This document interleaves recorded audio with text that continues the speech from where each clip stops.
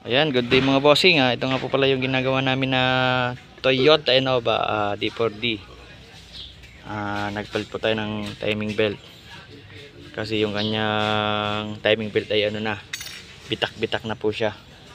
Kita ko sa inyo. Pati po yung gumagawa ko, bitak-bitak na rin yung mukha. Uy, gaga. Ito, ayan, ito yan. Yung mga crack na siya.